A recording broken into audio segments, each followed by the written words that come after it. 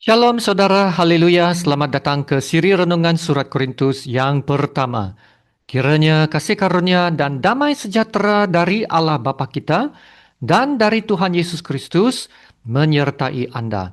Kita lihat 1 Korintus bab 7 ayat 25 hingga ke 28 dengan tajuk ini.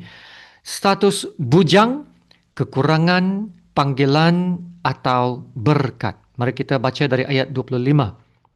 Sekarang, tentang para gadis, untuk mereka aku tidak mendapat perintah dari Tuhan, tetapi aku memberikan pendapatku sebagai seorang yang dapat dipercayai kerana rahmat yang diterimanya dari Allah. Aku berpendapat bahawa mengingat waktu darurat sekarang adalah baik bagi manusia untuk tetap dalam keadaannya. Adakah engkau terikat pada seorang perempuan? Janganlah engkau mengusahakan penceraian. Adakah engkau tidak terikat pada seorang perempuan? Janganlah engkau mencari seorang. Tetapi, kalau engkau kawin, engkau tidak berdosa.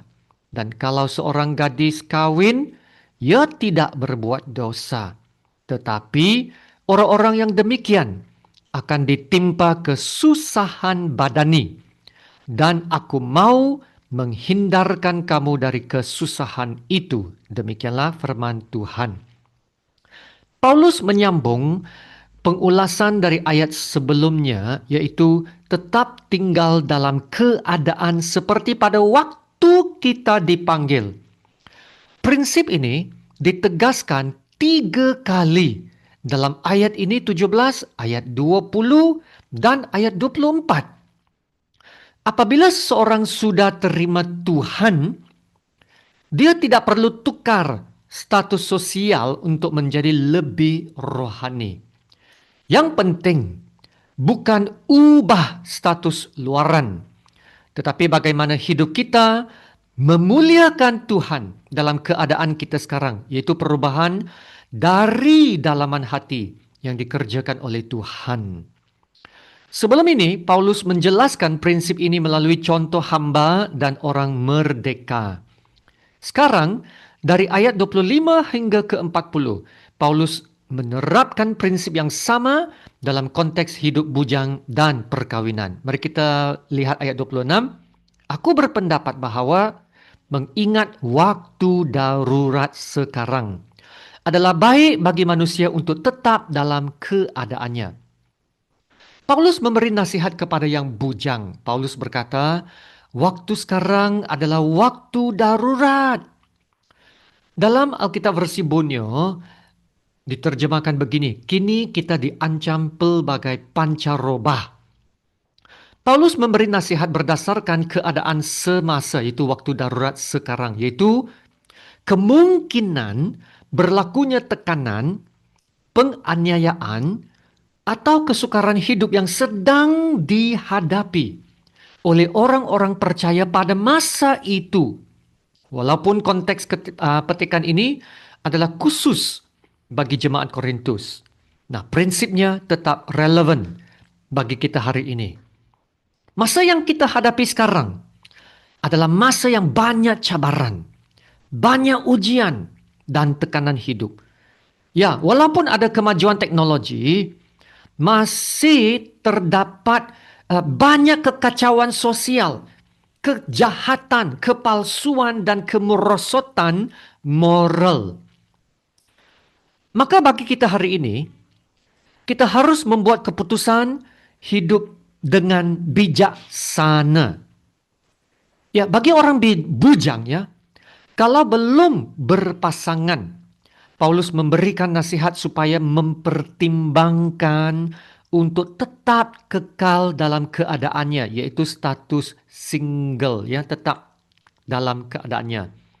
Namun dalam ayat 27, Paulus berkata, adakah engkau terikat pada seorang perempuan? Janganlah engkau mengusahakan perceraian. Adakah engkau tidak terikat pada seorang perempuan? Janganlah engkau mencari seorang. Ya saudara, kalau seseorang itu sudah kawin, Tetaplah dalam perkawinan itu. Jangan cerai. Jangan ubah status jadi bujang semula. Sebab perkawinan bukanlah dosa. Lihat ayat 28 ini. Tetapi kalau engkau kawin, engkau tidak berdosa. Dan kalau seorang gadis kawin, ia tidak berbuat dosa. Jadi sangat jelas. Paulus tidak menolak perkawinan karena perkawinan bukanlah dosa. Maka kenapa Paulus memberikan nasihat kepada orang-orang bujang supaya kekal dalam keadaannya sebagai orang yang belum berkawin?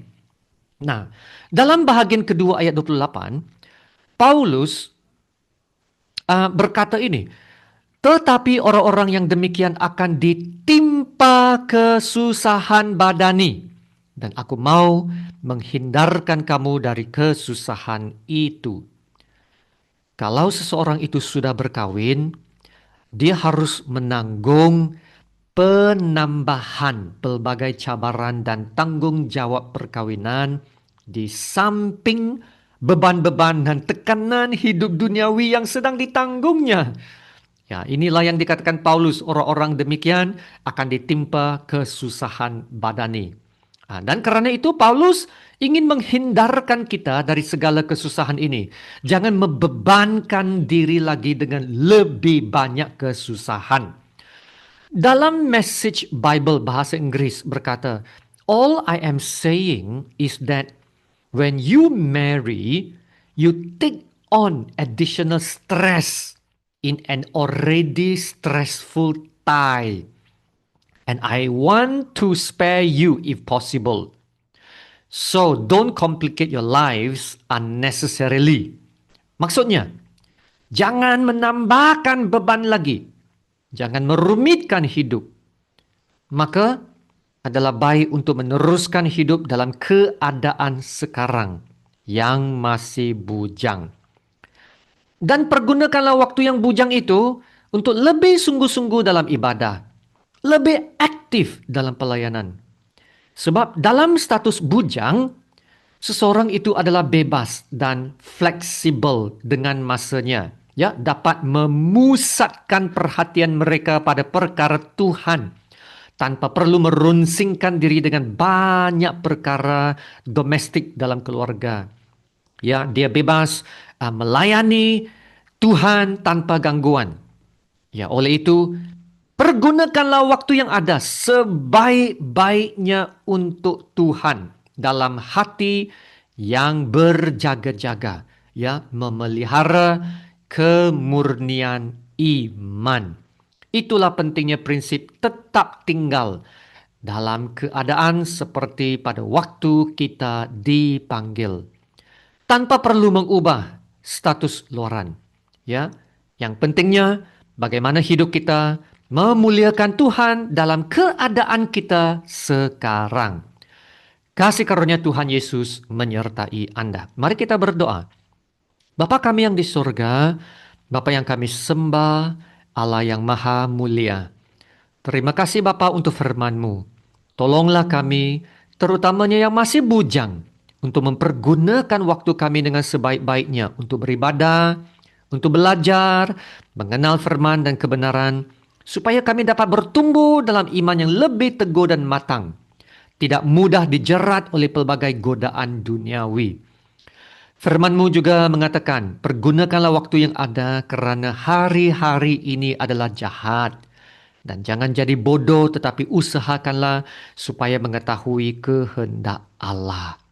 Ya Bapa, tolong kami semua untuk menjadi lebih sungguh-sungguh dalam ibadah dan perhubungan kami yang lebih dekat bersama Tuhan Yesus.